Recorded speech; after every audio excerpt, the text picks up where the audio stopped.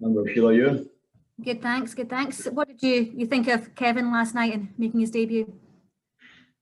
I think very obviously I'm really pleased for him. I think really significant achievement for him in his young career to not only be part of the squad and I think to earn his first cap. So and then I think for us as a club, hopefully a good reflection on what we're doing here, that we've had a number of players obviously involved within the Scotland squad and then their own respective countries, and then again, as I said, to earn a cap is terrific for us. So he was back in and trained with us this morning, a quick turnaround from the game last night for him, but I think you can see that very obvious spring in his step, if you like, from his involvement last night.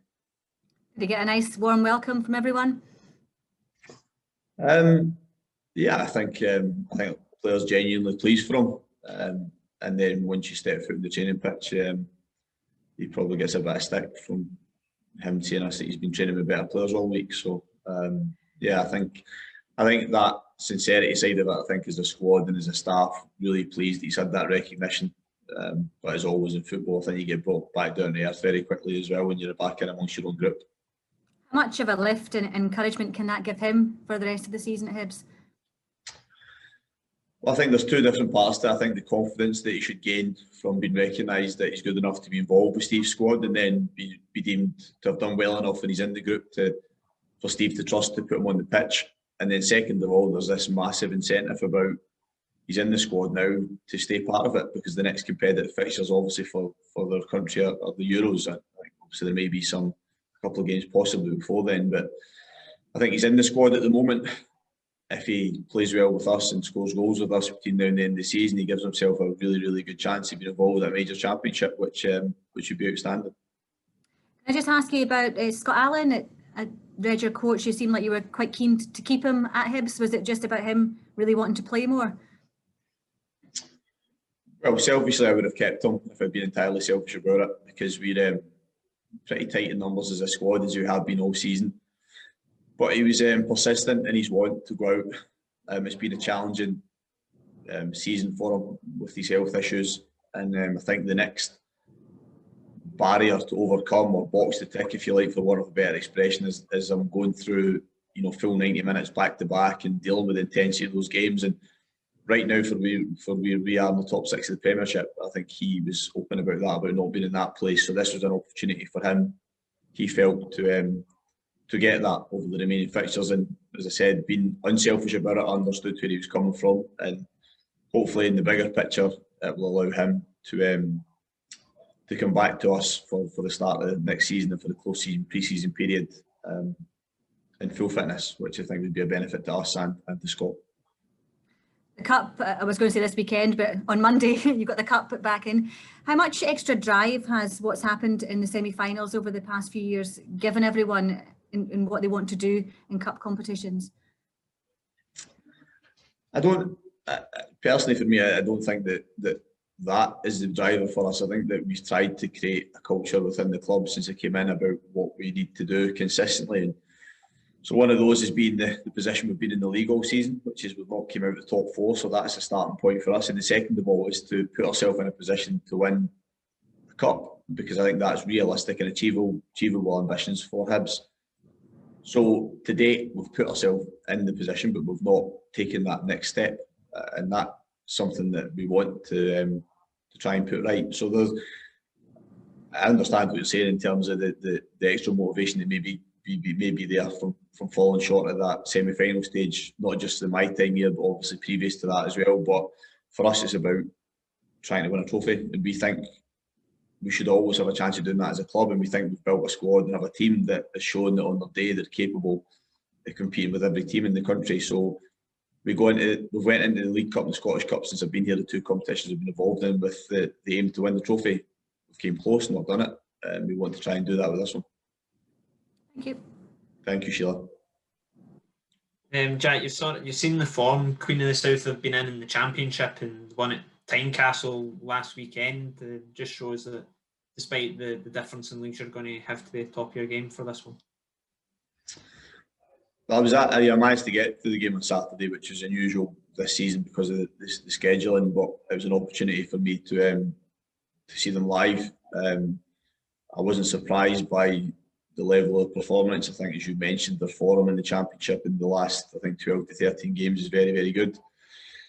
They have that balance between experienced, good professionals that have a good understanding of the game, with the youngsters that are obviously either on loan or trying to prove themselves again, having been at maybe bigger clubs in the past. So they have an energy about their play, and they come into the game obviously with that confidence that you gain from recording such a result. But I'll always balance it with the fact that, as I mentioned earlier, about where we've been all season as a club, the quality that we have within the squad, the steps forward those players have taken this season, international recognition, the attention some of them have received, been subject to transfer bids, etc. So we'll be respectful. We're prepared all week for the game. We've had that extra time to do so. A tough match for us, but an exciting match nonetheless. I know you've had a few weeks off now. Has that time been good, because you're just off the back of sort of a relentless fixture heading into the international break, and it's going to get a bit busy as well if you do progress in the cup?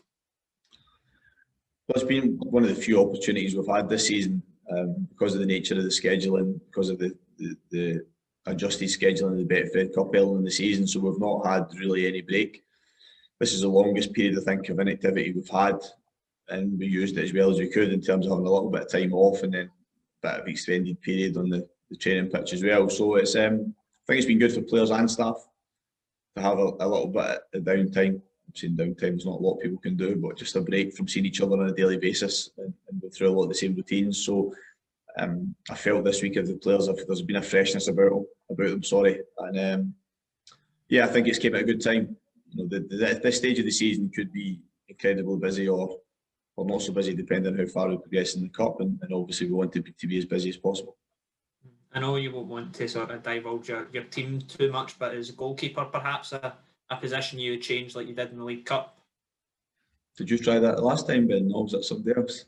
I think it was me. I think I tried it with 3 different players. So you just basically take a softer approach this time. Pretty much, I've learned my lesson.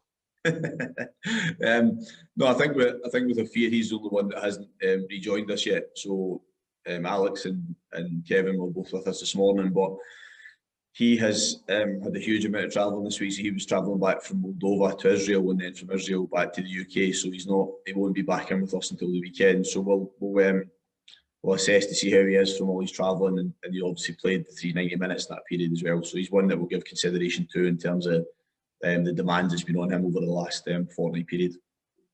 I'll not ask you about anything else. Cheers. Cheers, Ben. Thank you. Jack, is it good that you've given yourself this cushion in third place? I'm not for a minute saying that it's obviously wrapped up. Is it good that you've got that cushion and you can sort of focus on the Scottish Cup a bit more? Well, I'd rather obviously have the cushion than be chasing going into these fixtures, because they are, for all the teams involved in the top 6, they are very tough. But I think we would have always tried to separate the two, if you like, between our league focus and what we wanted to do in the cup. It is nice to have had the break before the league games and then have the cup as well going into it, because I think it has given us time to draw breath a little bit in terms of the league games. But yeah, I don't think it has too much bearing in terms of either our focus or our determination to try and go as far and win the cup.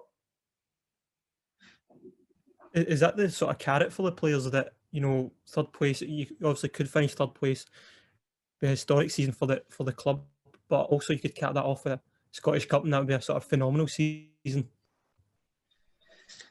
Yeah, and I think all the players that are at the club who were involved in 2016, and then I think you only have to look this season at St Johnstone's recent success and how their players speak about it and what it means to win a cup competition. It's a huge thing in MD's career. If you're fortunate, you get to do it on multiple occasions, or you get the opportunity to do it on multiple occasions. But the truth is, for most, the opportunities are few and far between. So we've spoken about it a lot since pre-season period about our objectives, and one of them was to win a cup competition, because we recognise that how big a reward that is to have in your playing career. So I think we've seen that in terms of how we've progressed in the 2 cup competitions. I know that we've had the soreness and disappointment at the nature of the 2 semi-final defeats, but in both competitions to date that I've managed the club, we've had a real push to win the cup. And this competition for us is the same again. It is, we believe, is a hugely realistic opportunity for us to go and win it. Jack, you said like Kevin Nisbet obviously joking that he's playing with a bunch of better players in the international setup, and obviously that's all a laugh, and we're sitting comfortably or hopefully with that cushion in third. Is it tough to keep the players focused for a game against a side in a lower division, or is there professionalism just coming through? No, I think it comes down to I think the trust you have in your group, and I think we've worked hard at recruiting a group, and we've refined it in terms of the numbers, and we've kept that smaller, tighter group.